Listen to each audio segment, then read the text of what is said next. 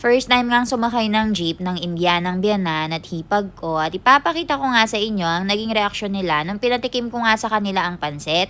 Sa video nga na ito ay makikita nyong lahat yan. Dahil nga napagod kami sa kaka-swimming ay napagdesisyonan nga namin na bumalik na nga sa hotel. But this time ay niyaya na nga namin ang mother ko dahil medyo okay na nga yung pakiramdam niya. Guys, finally okay na ang mother ko. Hi mother, okay ka na? Oo. Bakit nilagnat ka naman? Anong nangyari sa'yo? Ewan ko. Dahil siguro sa pagod guys, kaya nilagnat ang mother ko. Kaya ngayon, kakain tayo sa labas. And maghahanap tayo ng sabaw para mainom niya. So ayan, tara. Mula nga nang makarating kami dito sa may Puerto Galera, ay naghanap na talaga kami na makakainan ng mga binan ko. Syempre, hindi naman pwede na pa french fries lang. Hindi ko po ma-pronounce. So ayan, nakahanap nga kami ng isang lugar dito kung saan ay meron nga silang binebenta or nire-ready na walang onion and garlic. Tapos, saktong-sakto pa nga na meron pa nga silang kantahan dito na talaga namang paborito ng mother ko. So, ayan, nag-order nga lang kami ng kanin at saka nag-order din ako ng sabaw para sa mother ko. Tapos, meron din akong in-order na parang vegetable curry ito or hindi ko alam pero pinakustomize natin yan na walang onion and garlic. And hawak-hawak ko nga si Ivan dito para makakain nga ng maayos yung mga binan ko. And nag-order nga din ako nitong pansit. Mami, papa, Manjay? You like? So, tatlo nga yung in-order namin dito guys. 3 putahe kasama nga yung tokwa. And sa 3 putahe na yon, ang pinaka nagustuhan nga ng biyanan kong babae ay yung pansit.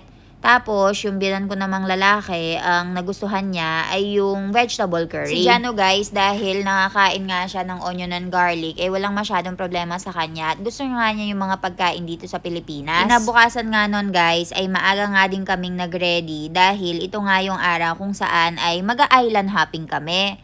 Kaya kung mapapansin nyo guys, ay nakabihis na nga si Ivan dito ng pangligo. Ito nga yung first time na sumakay ng jeep ang mga Indianong pamilya ko. Si Jano nga ito ang tuwa dahil mahangin nga daw. Tapos yung mga binan ko naman dito ay enjoy nga sa greeneries at napakaganda nga daw ng mga tanawin. Tignan nyo naman ang baby Ivan ko. Gusto niya yung hinahanginan. Hi!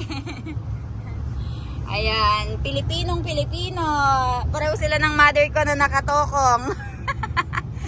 Newa, gustong-gusto na ni mother-in-law yung mga damitan na t-shirt and tokong. Yes, later. Ayan, nakatokong silang dalawa. Very good, no? Very comfortable. Ayan, modern na modern Indian mother-in-law. Ayan, tignan nyo, gustong-gusto niyang hinahawakan itong handle. Yan. Tara guys, balitaan ko sa mga kaaganapan. Dahil nga mag-island hopping kami guys, ay nagbayad muna nga kami dito at dinala nga nila kami. Dito kasi namin pupuntahan yung maliit na yate na nirentahan or maliit na bangka.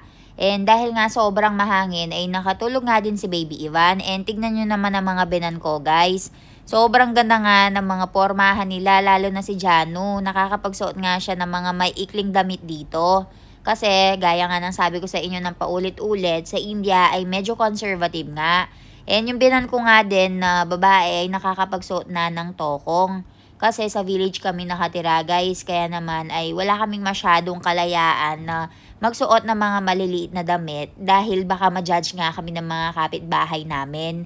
And bukas na nga lang yung continuation ng video na ito. Pero kung hindi ka makapaghintay, pumunta ka na nga lang dito para makita mo yung full vlog.